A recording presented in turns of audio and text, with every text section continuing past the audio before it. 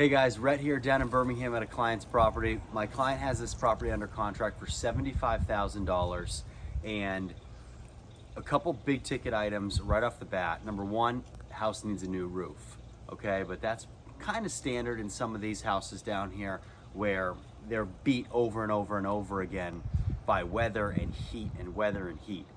That's number one. Number two is, I believe this house is on a septic tank. I have a call in right now to our agent. They're gonna reach out to the selling agent to see if it is or not. But in the backyard where we are right now, there was a piece of plywood down and this big hole dug up. So I'm guessing that this is going to be the entrance to the septic tank, okay? It was all torn up, so it makes me think somebody was just in there recently, maybe to correct a problem, maybe to look at something. Nonetheless, we need to have it inspected. It's called a Title V septic inspection, which is what we will have. But nonetheless, come on inside, okay? Now, also, being a Section 8 property, we're gonna need a railing right here, okay? That is gonna be something we're definitely gonna have to put in, not a big deal at all right? Guys, we kind of walk right back in here into the kitchen. Kitchen's in great shape. Not gonna do much here. Gonna fix up some of the cabinet work in here. And we're gonna do some kind of light paint stuff in here. But otherwise, looks good. One of the issues in this entire house is the fact that the flooring is terrible, okay? It's really, you can't probably tell here, but it's all lipped up. It's all really bad. In a couple rooms, it's coming apart. We're gonna lay a brand new carpet throughout this entire thing, okay? We're going to level this floor off and put carpet down because it's terrible. So here we are in a dining room. Off of the dining room, we have 2 bedrooms, okay? We have a nice, good-sized bedroom in here. We're gonna put new light fixtures in because the fans are not good. Good-sized closet in here as well, and a really nice-sized bedroom. So coming this way, guys, we have a nice bathroom over here, okay? Good-sized bathroom. Everything's in here is winterized, so tough for us to tell what kind of plumbing is going on in here, but nice nonetheless. Coming through here, guys, kind of see some of the issues we're having with this flooring, okay? It's just kind of popping up and bundling in a bunch of different places. The flooring's really terrible, especially under your feet. I mean, I know you guys can't tell, but the whole thing's popping up. It's just so bad. It just doesn't look good. So we're gonna put all new flooring in here in bedroom number 2, okay? Kind of a nice setup having this bathroom in between the 2 bedrooms. Allows for really nice layout here. Okay, we have our laundry room in here, which is really nice. Good setup in here for a laundry room. This has been updated very recently, which is good. Walking back through the kitchen, guys, we enter the rear of the house, okay? Now, we can make this a bedroom, okay? The home's only a 2-bed.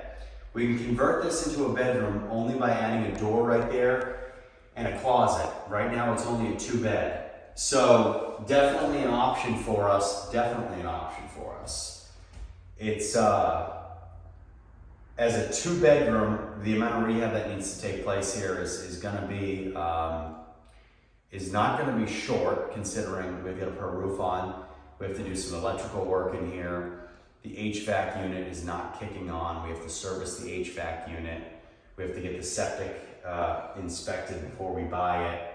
We got to do some paint touch-up stuff. We got to definitely do some work to this place.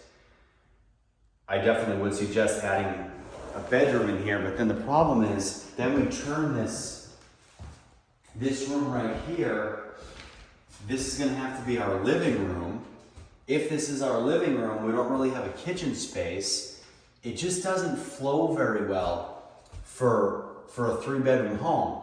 So the way that I would like to probably do it is keep it as a 2-bedroom, use that room as our living room, have this room be a nice formal dining room, have 2 bedrooms off of this, and then have our kitchen.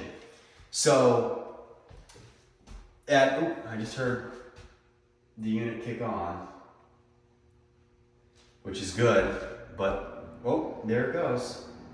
But still definitely gonna have to have it serviced. So, we're still looking at a good amount of rehab here to get it up and running.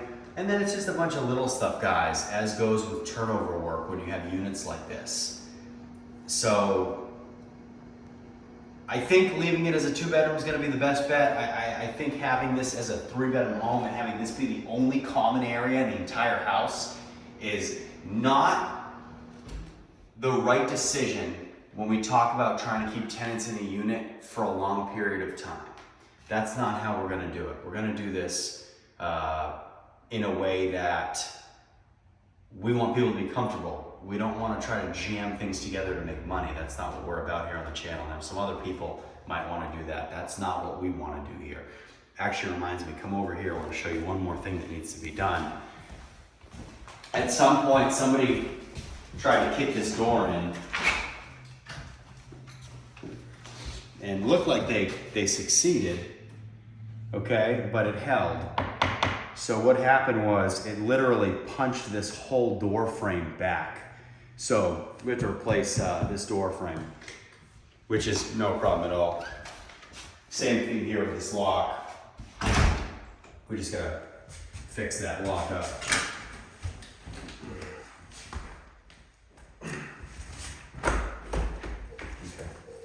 That's all that's going.